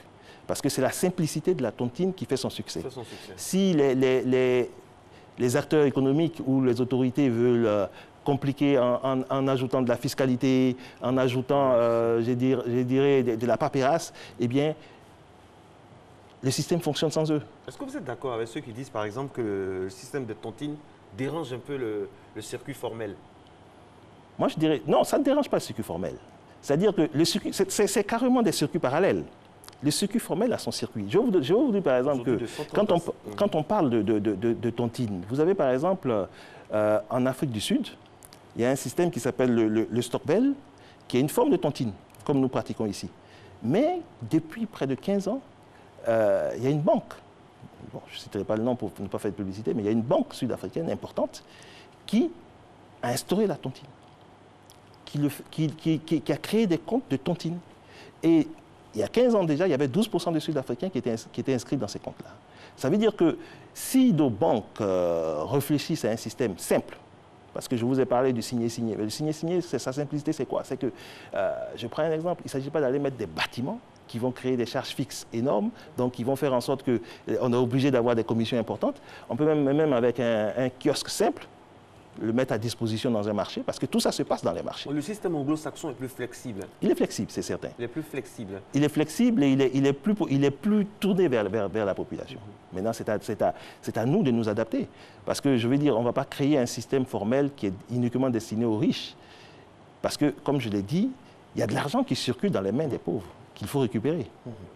Et c'est un message subliminal hein, à l'économie dite officielle, 130 à 180 milliards de francs CFA. Et ce n'est pas an, c'est une estimation annuelle. Et je peux vous dire que c'est une estimation basse. Très basse. Très basse. On peut arriver même à 250 ou 300 on peut arriver, milliards. parce que normalement, c'est vraiment répandu. Il y a de l'argent dans les tontines. C'est vraiment répandu. Mais ce que je peux, là où j'insisterai, c'est qu'effectivement, c'est pas productif, c'est une circulation. C'est-à-dire que cet argent circule. Vous n'allez pas entendre que, par exemple, on a fait une tontine pour aller acheter des actions en bourse d'une entreprise. C'est très rare. C'est surtout pour régler les problèmes sociaux. C'est surtout pour, je dirais, pouvoir faire des actions de survie. Alors que si ceci est, on va dire, agrégé, si c'est organisé, il y a une partie qui peut être utilisée, pour aider effectivement à créer des richesses. Alors, vous avez parlé de moyens. Ce sont des moyens qui se font de gré à gré, on va dire, entre des personnes d'un même environnement. Mais est-ce que, comme ailleurs, comme se fait ailleurs, les pauvres, on va dire, sont subventionnés hein, en Europe, par exemple, les pauvres sont subventionnés. Est-ce que cela ne pourrait pas être possible ici en Côte d'Ivoire? La subvention est possible dans tout pays. Mais moi, je dirais que là, vous me donnez une lucarne. Parce que je voulais aussi parler de ce que moi j'appelle, on va dire, la solidarité communautaire. Parce que c'est vrai que l'État est à un niveau, mais déjà dans les communautés. Et je voulais profiter pour parler d'un exemple. D'un exemple qui existe en Côte d'Ivoire, mais qui n'est pas... Yakoli Dabo. Yakoli Dabo, qui n'est pas très... C'est-à-dire on n'en parle pas beaucoup. Ce sont des exemples, on doit conceptualiser, que ce soit nos sociologues, nos économistes, on doit pouvoir essayer de tirer la quintessence de cet exemple de Yakoli Dabo, qui est qu'un individu, c'est ce que moi j'appellerais un leader solidaire, le leader solidaire a décidé à un moment donné de poser des actes pour que la richesse puisse s'installer dans sa communauté, dans sa région. Alors, parlez-nous concrètement, hein, ça s'articule autour de quoi hein, le fameux modèle de Yakoli Dabo? Bien, ça s'articule d'abord autour, je dirais, d'un leader. Ce leader-là, il se caractérise par le fait que... Une volonté. Il a une volonté. Ensuite, il a ce que j'appellerais une parcelle de pouvoir. Et cette parcelle de pouvoir lui donne d'être informé à temps des moyens qui peuvent être utilisés et mis au service de sa population.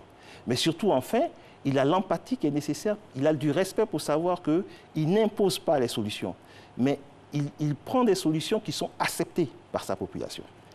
Et quand on parle de ça, je vais vous donner un exemple concret. L'exemple concret, c'est que bien avant que l'EVA ne soit un modèle en Côte d'Ivoire, M. Zadi a compris tout de suite l'importance de l'EVA. Et il a fait en sorte que dans son village, il puisse avoir un maximum de planteurs d'EVA.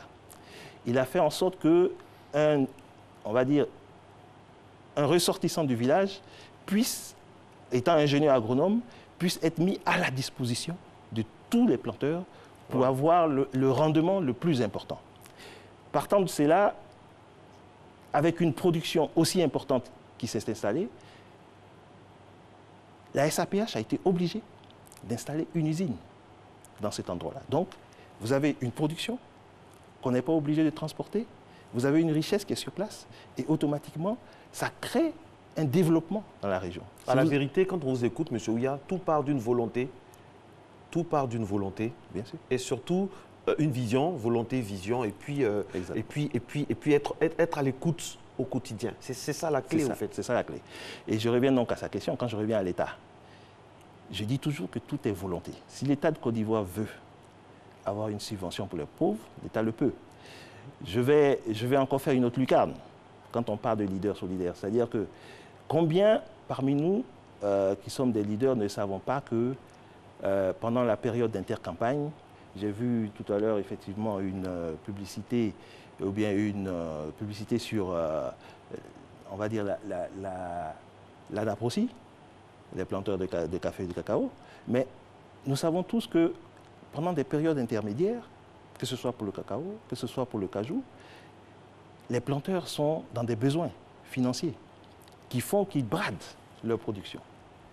Alors, que ne pouvons-nous faire de telle sorte que pendant ces périodes-là, en tant que leader, je dirais solidaire, on puisse faire en sorte que des microfinances, des banques ou des exportateurs puissent, pendant ces périodes-là, mettre à disposition des moyens pour que ces planteurs-là n'aillent pas se livrer à des intermédiaires, mais qu'ils puissent effectivement prendre des crédits bien structurés auprès de ces structures-là.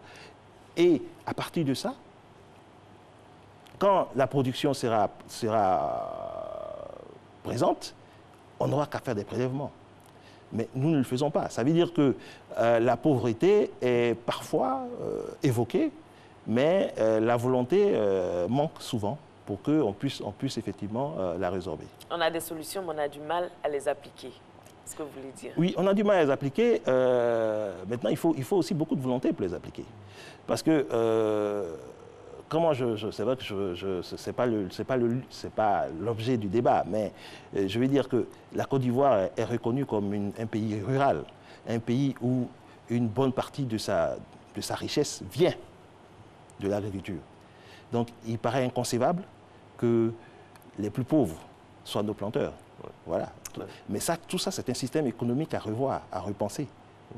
Et parce que si nous voulons parler de pauvreté, si nous voulons résoudre les problèmes de pauvreté, il faut que nous puissions atteindre ce système économique, le remodeler et faire en sorte que ceux qui produisent soient ceux qui, effectivement, en profitent le plus. Et comme le dit M. Sakanoko donc, sur le Messenger de Matin Bonheur, malgré tous les chiffres qu'on nous donne, la croissance, tout ça, il y a quelque chose qui ne va pas. Nous sommes 169e sur 187. Bon, il faut de plus en plus se tourner vers la tontine, vers des moyens de lutte concrets sur le terrain, de lutte contre la pauvreté. Hein, c'est ça. C'est ça. C'est ça qui sauve, au fait. Ce n'est pas les chiffres, l'évolution. Il faut que ce soit traduit donc, au sein de la population. Oui, bon, les chiffres montrent qu'il y a une richesse. Oui. Voilà, si on nous dit qu'on a 8% de croissance, 10%, ça veut dire qu'on crée de la richesse. Donc, c'est déjà quelque chose de positif qu'on puisse effectivement présenter qu'on crée de la richesse. Maintenant, cette création de richesse, elle doit être mieux répartie. Et la meilleure répartition, ce n'est pas de la théorie, c'est de la pratique. Ça veut dire qu'il y a une volonté politique de faire en sorte qu'on puisse mieux répartir. Et je dirais qu'il revient aux dirigeants de pouvoir effectivement mettre en pratique cette volonté. Donc la tontine, on ne le dira jamais assez, est un moyen efficace de lutte contre la pauvreté, oui. À l'instar du signé aussi. Voilà, c'est plus concret. Et puis notons cette initiative très belle au Sénégal où il y a une tontine qui est dédiée entièrement à une région du Sénégal. Oui. Et donc la tontine a pour but, pas pour les membres de prendre de l'argent, mais pour, si vous venez par exemple de Bondoukou, et différentes villes, la tontine sert à un projet communautaire dans le pays d'origine. Ce sont des Sénégalais qui sont du côté de la France et ça, c'est une initiative à louer. C'est ça la vocation de la tontine, en fait, aussi. Exactement. C'est-à-dire que c'est un moyen financier. Maintenant, il faut que chacun réfléchisse. Moi, je dirais aujourd'hui, quand les microfinanciers intéressent, je dis c'est bien parce qu'aujourd'hui, on est dans un monde où il y a ce qu'on appelle l'algorithme. C'est-à-dire qu'on peut inventer des systèmes électroniques qui puissent permettre aujourd'hui qu'on puisse s'adresser en termes de tontine à un plus grand nombre. Donc, à brasser plus d'argent pour que cet argent-là soit utilisé pour le développement. Et cet exemple de Sénégalais expatriés est un exemple qui prouve qu'en réfléchissant, en considérant la tontine comme une base, on peut trouver des solutions de développement. Merci beaucoup, Monsieur Yves Ouya. On vous retrouvera très bientôt pour un autre thème. Et nous, on a pris beaucoup de plaisir à partager ce moment avec vous. On va faire une tontine? On va faire une tontine? Oui. Bien sûr, on l'a compris aujourd'hui, la pauvreté n'est pas une fatalité. Et vous restez toujours RTI 1. À demain.